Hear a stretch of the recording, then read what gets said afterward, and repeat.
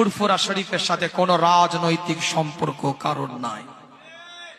ফুরফুরায় ABCD XYZ রাজনৈতিক দলের নেতা কর্মী থাকতে পারে, এই কথা বলে না কেন? ফুরফুরা শরীফে ABCD XYZ রাজনৈতিক নেতা নেত্রী দরবারের পীরজাদার লেবাসেও থাকতে পারে।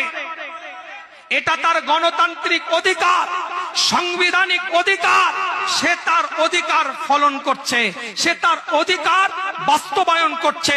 কিন্তু ফুরফুরা শরীফ এই শব্দটা মারকাজ মুজাদ্দিদে জামানের দাদা পীরের নীতি উসুল কোন XYZ কোন রাজনৈতিক দল কারোর সাথে কোনো সম্পর্ক নাই।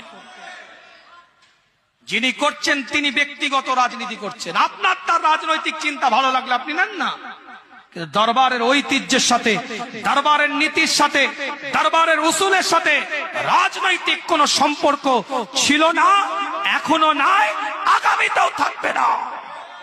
যিনি করছেন তিনি ব্যক্তি বিশেষ করছেন। কথা বোঝাতে পারছি? বোঝাতে পারছি?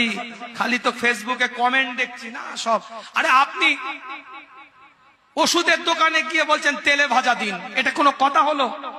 যিনি রাজনীতি করছেন তার কাছে বসে যদি আপনি শুনেন, তিনি তো রাজনীতির কথাই বলবেন।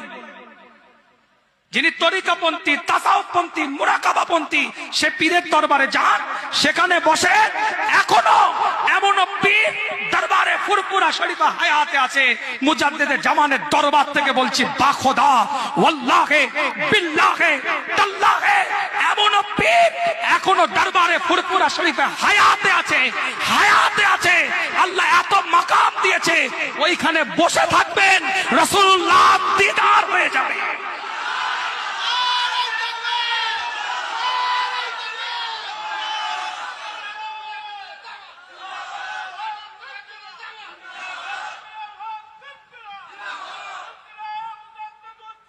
আপনি জাননে, আপনি বসেন নে, যার কাছে গেছেন, জানার কাছে গেছেন, যে লোকের কাছে গেছেন, তার চরিত্র আপনি বুঝেছেন, আপনি সেটা দরবারের দিকে আঙুল তুলবেন কেন? কোন অধিকারে তুলবেন? তাসাউফপন্থী পীর মাশায়েখের কাছে এখনো যান, তরিকাপন্থী মানুষের কাছে যান, ইলমে বাতিনের কাছে যান। যে যেটা করছে সেটা বলবে, তার অ্যাঙ্গেলে তো সেটা কথা হবে। ম্যাথমেটিক্সের অঙ্কর শিক্ষকের কাছে গিয়ে বলছেন আমি ভূগোল পড়বো, পাগলের মতো কথা গেল না?